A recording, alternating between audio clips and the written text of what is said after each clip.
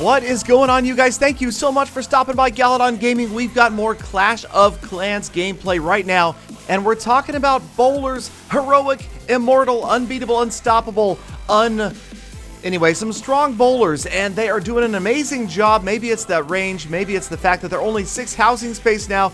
People using them like crazy, including myself and Apex from Lost Phoenix. And he's got 24 bowlers, 12 Valkyries, and a jump spell right on top of the gem box. Now, the Valkyrie, of course, by far the most overpowered troop in Clash of Clans until the most recent update.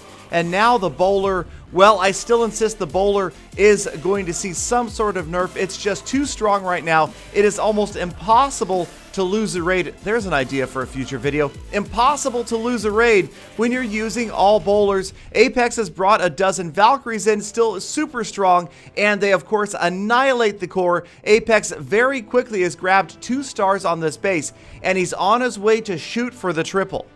And simply judging by the number of 3 stars that we are seeing in trophy pushing right now, I have a feeling that we are going to either see a nerf to some offensive units like the bowler and the Valkyrie, or just as likely a buff to defense in Clash of Clans, because defense is just a little bit too far behind right now. It's always nice to have a little bit of an advantage, but right now, again, very difficult to lose by just throwing in a bunch of troops and enraging them anywhere near the core of a village. Now, Apex only has 1 solitary bowler remaining, but yes, of course, he is going to live up to his legacy of the most heroic bowler of all time, or at least in the top 3 for now, as we take a look at 3 amazing heroic bowler raids today. This being the first, as the Queen and the Grand Warden cannot quite get the job done. Just 1 defensive structure remains, the Grand Warden versus the Archer Tower, but it's not going to happen for the Warden. He is going to join the Queen and the King and sleep together, the 3 of them sleeping very cozily there. And there it is, the last unit on the screen. Little bomb almost takes him out. That small bomb, almost enough damage to finish him off. He needs several more structures to grab the 3-star though. He looks safe for right now. He is going to work on that gold mine and then maybe line up and take out a couple of these structures at once. Can he do it? Can he get the job done? As he finishes off the gold mine for 97%. There he goes, 98, just 2 structures left. No, he can't get both with 1 shot. He can't quite get the angle on it. And that means he is going to have to take another step forward into dangerously unexplored territory. And sure enough, as he walks into it, another bomb pops up. But it doesn't quite finish the bowler off. Instead, the bowler finishes the village off for a 3-star with Apex's most heroic bowler. But Apex, not the only Lost Phoenix member who has experienced this bowling ball bearing bravery recently. Yes, yours truly going up in trophy hunting against a Titan 2 player with a very familiar base design, but I've brought 30 bowlers to this attack. And yes, 30 is the magic number for me, just like the recent video of the same name. 30 bowlers are so difficult to stop. They completely annihilate those Clan Castle wizards, just crushing them under tons of pink polka dotted rocks on their way towards the core. And you'll notice, even with this base design, the bowlers very often do end up headed right towards the town hall, although this time just 1 bowler heads for that town hall by himself, but he's got a friendly healer to watch over him as the rest of the units are exploring their way around the bottom and the top of this base. You can see the Archer Queen up at the top, the Barbarian King is at the bottom, and together they have surpassed the 50% for the 1st star easily. It's just a matter of, can anybody get back to the town hall, or is it up to this 1 lone bowler? And now he's got an X-bow on him.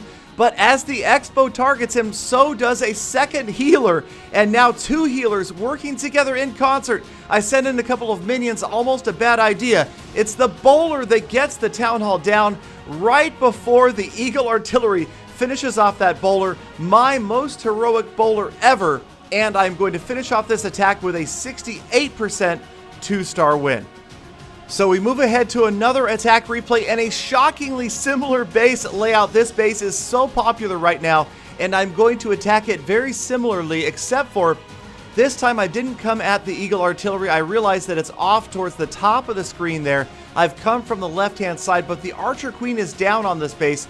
so I figured I wasn't really facing that much of a defense without the maxed out cannons. A couple of them were under construction as well, and again, without an Archer Queen, not a whole lot to stop this attack. I'm hoping for at least 2 stars right here as we get our way through the first layer of walls with that jump spell, using the first rage spell and the Grand Warden's ability, and sure enough, here we are headed in towards the core. Come on, will anybody? Yes, 1 bowler heads after the Town Hall, everybody else going around once again. Poison spell, perfectly placed, getting rid of all of those minions. They would have been a big threat otherwise. There they go, no longer an issue. Bowlers around the top, bowlers at the bottom. We've got the healers on the Barbarian King, and that could work out really well if we can get the heroes to meet around the other side. But there is the solo bowler once again, just like the last attack. This time though, he's got no healer to help him out. It is that bowler by himself as the heroes, the external bowlers, continue to work their way around. He's still going strong. He's in the center of that base. He's got that Town Hall under 50%. We've lost the Barbarian King, and it looks like we're going to lose all of the healers as well. But as the last healer goes down, check this out. The bowler just barely out of range of that Expo. Thank you, Kingfish, for setting this Expo to ground and air. Had it been set to ground only, of course we lose the bowler. But instead, the bowler is the last unit on the screen all by himself. It is lonely in the center of this village, but he is going to finish off that Town Hall, shaking it to its core with every single bowler until finally he takes it down for the 2nd star all by himself. My heroic bowler clutching the 2nd star, which otherwise would have been a 1-star victory.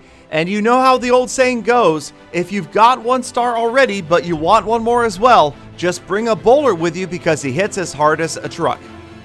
Well, thank you guys, as always, for sticking around all the way to the end of this episode. Please do hit that thumbs up button, subscribe for daily Clash content, and I hope to see every last one of you back here again tomorrow for more full attacks.